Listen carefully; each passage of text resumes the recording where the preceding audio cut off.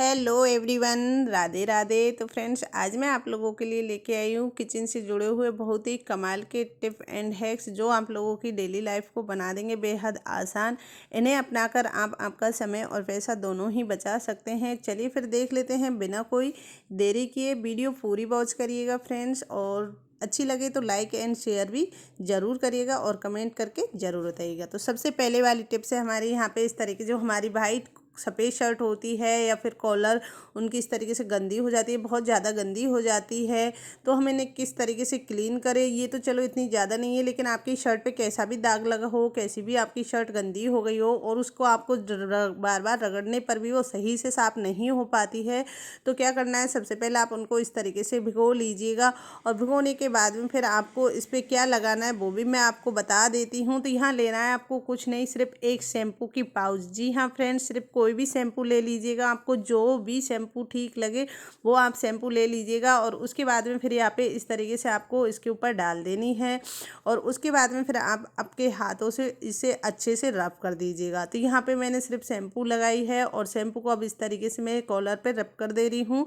Collar पे बस इसी तरीके से हमें रब करनी है, ना हमें कोई ब्रश लगाने की ज़रूरत है और ना ही हमें कोई ज़्यादा इसको घंटों तक रगड़ने की भी ज़रूरत नहीं है।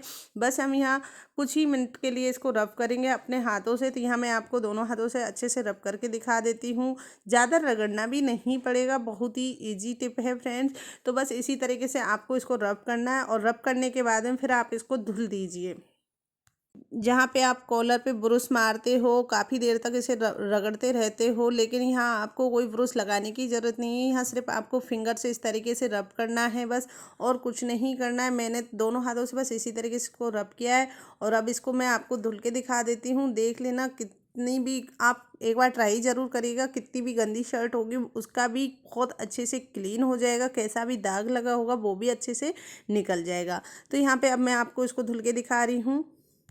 तो फ्रेंड, बस इसी तरीके से आपको ये धुल लेनी है, और अब आप देख सकते हो इस पे पहले कितनी गंदगी जमी हुई थी और अब कितने अच्छे से ये क्लीन हो रही है। तो आपको कुछ नहीं करना है, बस आप 1 रुपए की शैम्पू से कितनी भी जिद्दी दाग होगा, कितनी भी गंदी शर्ट होगी उसको भी आप क्लीन कर सकते हो। जहाँ आप कॉलर को रगड़ने में काफ़ी टाइम लगता है, काफ़ी अच्छे से सही साफ़ नहीं हो सकती है। मेरे पास वाइट शर्ट नहीं थी, इसलिए मैंने लाइट पिंक कलर में आपको इसको साफ़ करके दिखाया है। आप वाइट शर्ट की भी कॉलर को इतने अच्छे से क्लीन कर सकते हो, तो आप भी एक बार इस टिप को ज़रूर ट्राई करना। आप आपके घर में जो भी वाइट शर्ट को आप यूज़ में लेते हो, बच्चों की स्कूल की यूनिफॉर्म यूज़ में लेते हैं, घर में ऑफिस में जाने वालों की भी शर्ट को हम धुलते हैं, तो कॉलर पे जो गंदे दाग दिखते हैं वो अच्छे नहीं लगते हैं।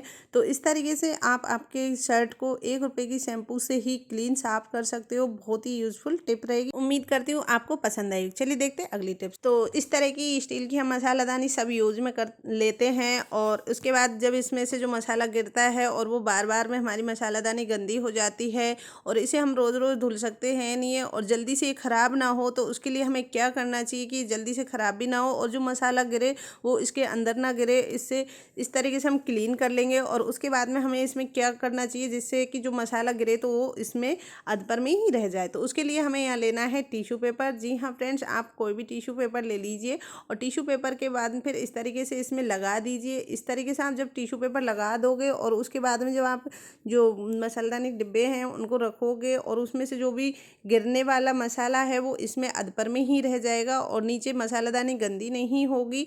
तो गंदी नहीं होगी तो हमें बार बार इतने धुलनी भी नहीं पड़ेगी, और जल्दी से ख़राब भी नहीं होगी, और ना ही इसमें कोई जंग लगने वाली है। तो इस तरीके से आप इन्हें यूज़ में लीजिए, जिससे आपकी मसालादानी भी बचेगी, आपका समय भी बचेगा, और बहुत अच्छे से आप इसे यूज़ में ले भी सकते हो। तो यहाँ पे इस तरीके से आप मसालादानी को यूज़ में ले सकते हो। तो इस तरीके से जब भी कोई मसाला गिरेगा तो टिश्यू पेपर पे ही रह जाएगा। तो यहाँ पे आप जब भी जो चम्मच होती है इनके अंदर की, तो हम कई कई बार क्या सोचते हैं कि इसमें 2 तरह की चम्मच हम रख लेते हैं, कि एक में नमक हमारा ख़राब ना हो। नमक में जब हल्दी का या फिर मिर्ची का जो चम्मच है उसी में डाल देते हैं, तो उससे हमारा नमक ख़राब हो जाता है। तो उसके लिए हम सिर्फ एक चम्मच हमें नमक के लिए यूज़ लेनी चाहिए, और 1 चम्मच हमें बाकी मसालों के लिए यूज़ में लेनी चाहिए। इस तरीके से लोगे तो आपकी मसालेदानी भी देखने में सुंदर लगेगी। तो अब बढ़ते हैं हम अगली टिप्स की तरफ। तो अगली टिप्स इसमें ये होता है कि कई बार फ्रेंड्स हम चले जाते हैं कहीं बाहर 8 से 10 दिन के लिए, और उसके बाद हम वापस आते हैं तो हमारा मसाला हमें ख़राब मिलता है। तो ये ख़राब ना हो उसके लिए हमें क्या करना चाहिए कि जो मसालेदानी में जो नमक होती है उसे हम थोड़ा थोड़ा सारे मसालों में डाल देना चाहिए। इससे क्या होगा कि जो छोटे छोटे से कीड़े पई जैसे घुंसी जाला सा छा जाता है ना, वो नहीं लगेगा। तो इस तरीके से आप सारे जो मसाले हैं उनमें थोड़ा थोड़ा नमक डाल दीजिए। आपके 10 से 15 दिन तक बिल्कुल भी मसाले ख़राब नहीं होंगे। छोटी छोटी सी टिप्स है, उम्मीद करती हूँ आपको पसंद आई हो। तो प्लीज़ वीडियो को लाइक एंड शेयर ज़रूर करना। चलिए फिर बढ़ते हैं हम अगली वाली नेक्स्ट टिप के लिए।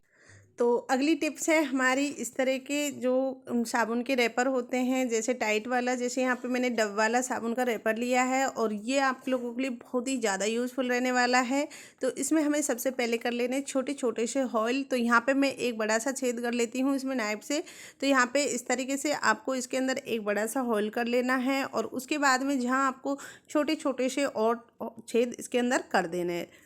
तो यहाँ पे मैंने सेफ्टी पिन ली और सेफ्टी पिन से कुछ इस तरीके से इसमें छोटे छोटे बहुत सारे छेद कर दिए हैं। यहाँ पे चारों तरफ आपको इसमें कर लेने हैं, इसमें कहीं भी नहीं छोड़ना है। तो यहाँ पे मैंने ऊपर नीचे साइड में सब जगह इसमें कुछ इस तरीके से छोटे छोटे छेद कर लिए हैं। अब हम इसको किस चीज़ के लिए यूज़ लेंगे तो वो भी मैं आपको बता दूँ। तो बस यहाँ पे मैंने कुछ इस तरीके से इसमें सारे होल बनाकर तैयार कर लिए हैं। तो अब यहाँ हमें लेनी है दूसरी चीज़ है फिनाइल की गोलियाँ, यानी कि नेथलीन, जो हम इनको यूज़ में लेते हैं कपड़ों में रखने के लिए।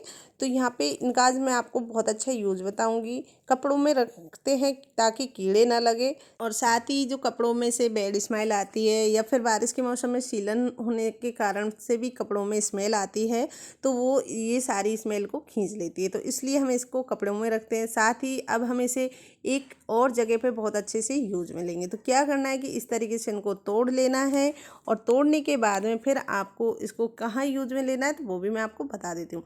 तो फिर यहाँ पे क्या करना है, इस तरीके से इस पर टैप चिपका देनी है, और टैप चिपकाने के बाद में फिर इनको हमें लगा देना है हमारी वॉशरूम में। जी हाँ फ्रेंड्स, जहाँ वॉशरूम में हम इसको लगा देंगे तो वॉशरूम में जो गंदी स्मेल आती है, बैड स्मेल आती है, उसको ये सबको खींच लेगी और आपको एक भीनी सी अच्छी सी खुशबू देगी।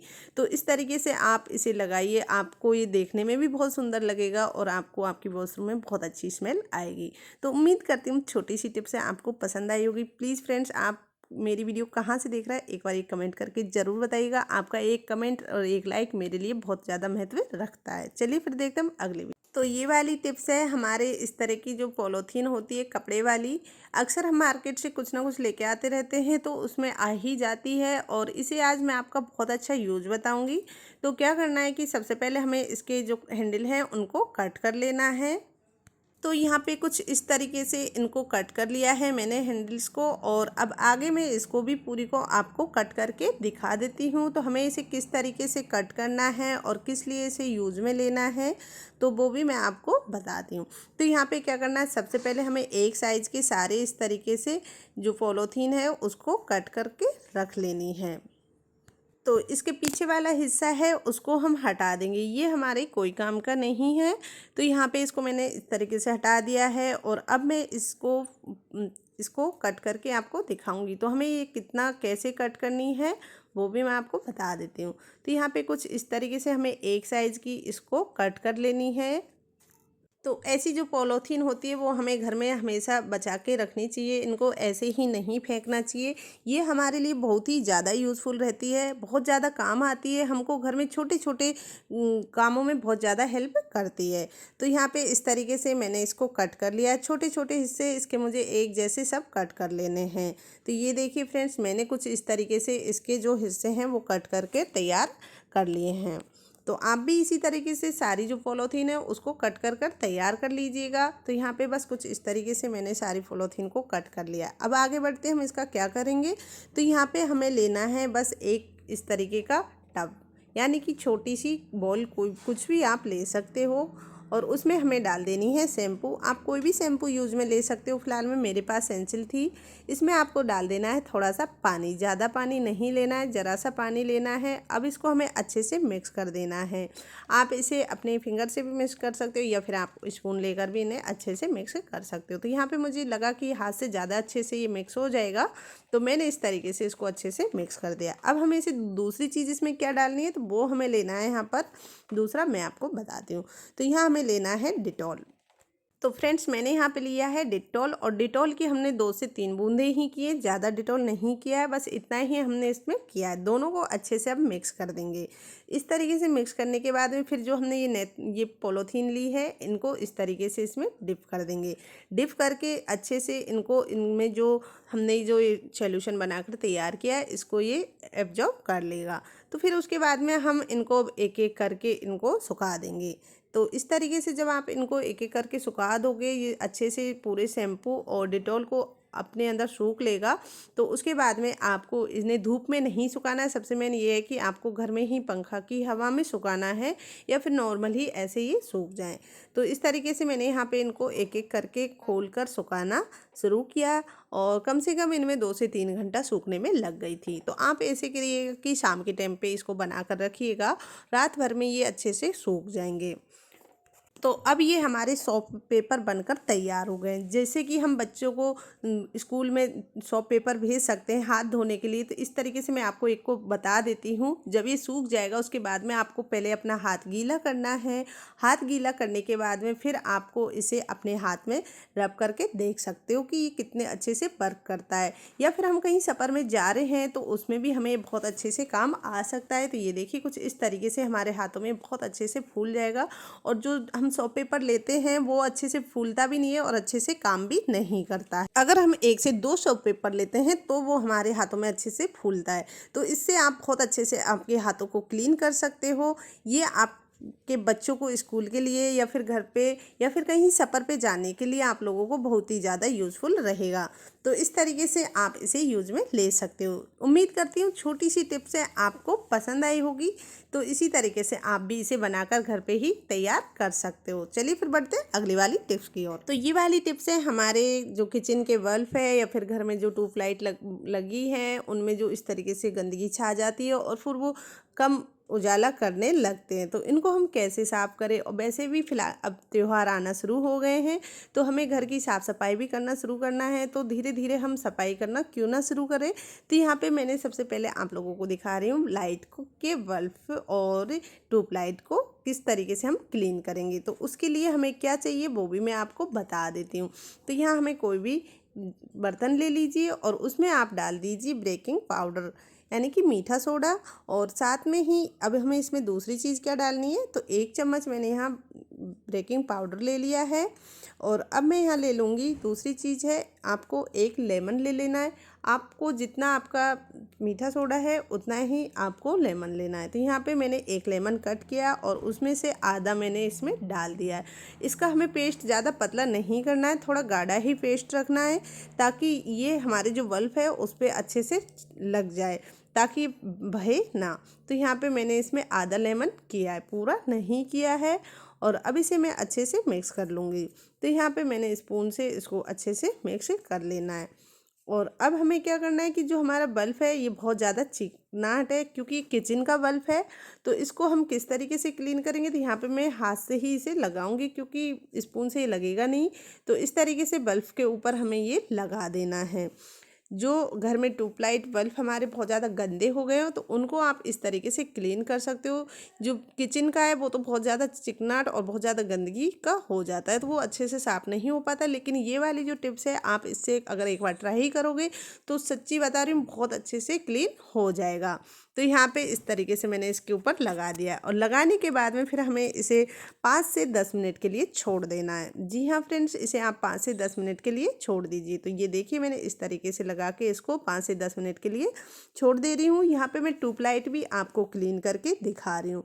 ट्यूबलाइट मेरी रूम की है, तो ये इतनी ज़्यादा गंदी नहीं है, लेकिन गंदी है तो इसको भी मैं अच्छे से क्लीन करके आपको दिखा देती हूँ। तो इस तरीके से आपको ट्यूबलाइट के ऊपर भी अच्छे से लगा देनी है यही सॉल्यूशन। तो यहाँ पे मैंने दोनों के ऊपर अच्छे से लगा दिया है। और अब मैं इसे किस तरीके से क्लीन करूँगी तो वो भी मैं आपको दिखा देती हूँ। इनको हम धुल सकते हैं नहीं है, तो इन्हें हमें धुलना नहीं है, इन्हें हमें एक कपड़े से साफ़ करना है। तो सबसे पहले मैं फिंगर से इस तरीके से इसको रब कर लूँगी ताकि इसके ऊपर जो गंदगी चिकनाहट जो भी लगी है वो अच्छे से साफ़ हो जाए। फिर आप कोई भी कॉटन कपड़ा लीजिएगा और उससे इस तरीके से आप साफ़ कर लीजिएगा। तो ये देखिएगा कैसी भी गंदगी होगी सबको बहुत अच्छे से क्लीन हो जाएगी। तो यहाँ पे आप ट्यूबलाइट को इस तरीके से क्लीन करिए, आपकी कैसी भी गंदी ट्यूबलाइट होगी बहुत अच्छे से क्लीन हो जाएगी। तो ये देखिए मैंने इस तरीके से जो मेरी ट्यूबलाइट थी रूम की उसको अच्छे से क्लीन कर लिया है। ना इसको हमें धुलने की ज़रूरत पड़ी, ना ही इसमें कुछ मतलब लिक्विड ज़्यादा अंदर गया है और कुछ भी, ये बहुत अच्छे से क्लीन हो गई है। तो ये देखिए इस तरीके से आप ट्यूबलाइट को बहुत ही इजी क्लीन कर सकते हो। तो यहाँ पे मेरी ट्यूबलाइट एकदम अच्छे से क्लीन हो गई है। अब बारी आती है बल्ब को। बल्ब को हमें किस तरीके से क्लीन करना है, क्योंकि बल्ब पे बहुत सारे ज़िद्दी दाग लगे हैं, बल्ब पे चिकनाहट है बहुत ज़्यादा और वो इस तरीके से क्लीन नहीं होगी। तो बल्ब की चिकनाहट को हम किस तरीके से क्लीन करें तो वो भी मैं आपको बता देती हूँ। तो ये देखिए ट्यूबलाइट मेरी एकदम से अच्छे से साफ़ हो गई है। अब मैं यहाँ क्लीन करती हूँ बल्ब को। तो बल्ब के लिए हमें क्या करना है कि जब इस पे इस तरीके से इसको हम फिंगर से साफ़ करेंगे छूट जाएगा, लेकिन हमें थोड़ा ज़्यादा रब करना पड़ेगा। तो ज़्यादा रब करने की ज़रूरत नहीं है, हमें ज़्यादा रब नहीं करना है, हमें बस इसके ऊपर लेना है स्क्रब। जी हाँ फ्रेंड्स, ये जो स्क्रब होता है ये स्क्रब लेना है। इसमें मैंने कुछ नहीं लगाया, सिर्फ स्क्रब ही है और इससे बस आपको इसको रगड़ देना है। बस इसी तरीके से आपको रगड़िए। ये हल्का सा गीला है, इसी में दबा के इसको मैंने लिया है, हल्का सा गीला है बस। और इससे इस तरीके से आपको पोंछ देना है और आपका जो बल्ब है इतनी अच्छे से क्लीन हो जाएगा कि आप खुद भी नहीं सोच पाओगे कि बल्ब वाकई इतने अच्छे से क्लीन हो गया। हमें सिर्फ पूछ इससे हल्का सा रब ही करना है, हमें कोई रगड़ना नहीं है। और जो ये साइड में होल्डर है इस पर थोड़ा सा हमें रब करना पड़ा है, बस जो भी आपके सामने है वही किया है। और गीला ज़्यादा नहीं करना है क्योंकि बल्ब के अंदर पानी नहीं जाने देना है, एलईडी इनकी ख़राब हो जाती है। तो इस तरीके से बस हमें साफ़ करना है और फिर हमें कोई जो कपड़ा है उससे इसको साफ़ कर देना है, धुलना नहीं है। बस इस तरीके से हम इसको कपड़े से साफ़ कर देंगे और आप देख सकते हो कितने अच्छे से क्लीन हो गया है। तो बस इसी तरीके से आप बल्ब को क्लीन कर सकते हो। तो ये देखिए इसके ऊपर आप पहले देख सकते हो कितनी चिकनाहट थी, कितनी गंदगी लगी हुई थी और अब ये कितने अच्छे से क्लीन हो गया है। तो उम्मीद करती हूँ छोटी सी टिप्स है आपको पसंद आई होगी। आप मेरी वीडियो कहाँ से देख रहे हो प्लीज़ कमेंट करके ज़रूर बताना और आपको मेरी टिप्स कैसी लगी ये भी आप कमेंट करके ज़रूर बताना। और आपकी एक लाइक और एक कमेंट मेरे लिए बहुत ज़्यादा महत्व रखता है। तो प्लीज़ प्लीज़ वीडियो को लाइक एंड शेयर और चैनल को सब्सक्राइब ज़रूर करना। तो ये देखिए अब मैं इसको आपको लगा के भी दिखा देती हूँ। तो यहाँ पे मैं इसे लगा के दिखा देती हूँ। आप सोच रहे होंगे कि ये ख़राब हो जाए, तो ख़राब नहीं होता है फ्रेंड्स, बहुत अच्छे से क्लीन होता है। अगर आपको लगता है कि आपके बल्ब में थोड़ी बहुत दिक्कत आती है तो इस तरीके से आप जो फॉइल पेपर है उसको लीजिए, उससे हल्का सा रब कर दीजिए। इसके ऊपर जो कार्बन जमा होता है वो साफ़ हो जाएगा और आपका बल्ब और भी अच्छे से जलने लगेगा। तो यहाँ पे मैंने फॉइल पेपर हल्का सा ही रब किया 1 से 2 बार, कैसा भी आपका रुकता हुआ बल्ब अच्छे से जलने लगेगा। तो अब मैं आपको इसको लगा के दिखा रही हूँ। तो ये देखिए फ्रेंड्स इस तरीके से आपको इसे लगा देना है और ये देखिए बहुत अच्छे से जल जाएगा। तो उम्मीद करती हूँ आपको ये टिप पसंद आई होगी। तो चलिए फिर बढ़ते हैं अगली वाली नेक्स्ट टिप की ओर। तो अगली टिप्स है मेरी टमाटर को कट करने के लिए। कभी हम जब सैलेड कट करते हैं तो हमें एक जैसी सैलेड नहीं कट होती है, कहीं से मोटी कहीं से पतली। तो इसके लिए आपको क्या करना है, इस तरीके से आपको लेना है फॉग। जी हाँ फ्रेंड्स, इस तरीके से फॉग लीजिए और उससे एक एक उसमें देकर कट करिए। आपकी जो सैलेड है वो बहुत अच्छे से कट हो जाएगी और फिर आगे फिर बढ़ाइए और फिर उसमें इसको लगा दीजिए। तो आप जो सैलेड है उसको एक जैसा कट कर सकते हो और बहुत ही इजी भी इसे कट। हम इस तरीके से अगर सैलेड कट करेंगे तो हमें बहुत ही अच्छे से सैलेड कट भी हो जाएगी। इसकी जो सैलेड आपको कट करने में दिक्कत नहीं होगी। तो चलिए फिर हम बढ़ते हैं अगली वाली नेक्स्ट टिप की ओर। तो अगली टिप्स है हमारी मक्का को लेकर। जब भी हम भुट्टा सेकने के लिए घर पे भुट्टा लेके आते हैं तो इनके जो दाने हैं वो टाइट हो जाते हैं और इन्हें हम सेक नहीं पाते हैं। तो इनको हम निकालने में भी हमें दिक्कत होती है, हम इन्हें निकालने में हमारे नाखूनों में दर्द होने लगता है और नाइफ से काटो तो ये सही से नहीं निकल पाती है। तो इसके लिए मैं आप लोगों के साथ में बहुत अच्छी टिप्स शेयर कर रही हूँ कि इनका हम किस तरीके से दाने को निकालें। तो इनको सबसे पहले हमें बीच में से तोड़ देना है। तो इस तरीके से बीच में से तोड़िएगा और फिर उसके बाद में हमें इसके अंदर इस तरीके से नाइफ़ को दे देना है।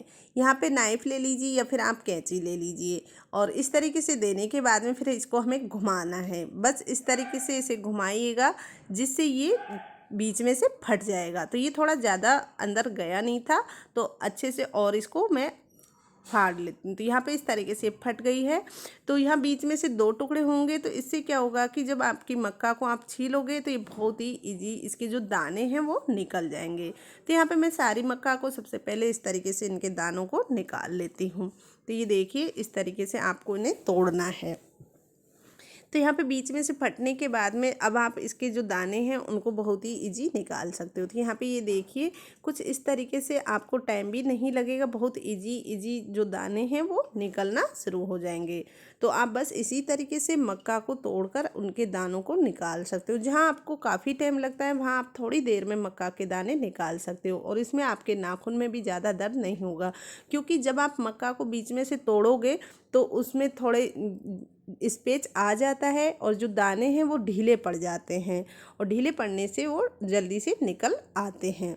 तो इस तरीके से आप घर पे ही मक्का को बहुत इजी छील सकते हो। आपको बाहर मार्केट से जो लेके आने पड़ते हैं जब भी आप पॉपकॉर्न बनाते हो, और पॉपकॉर्न बनाने के लिए आपको मक्का के ही दाने लाने पड़ते हैं, तो उनको आप घर पे ही इस तरीके से तैयार कर सकते हो और ऑयल में डालकर आप इन्हें अच्छे से बना भी सकते हो।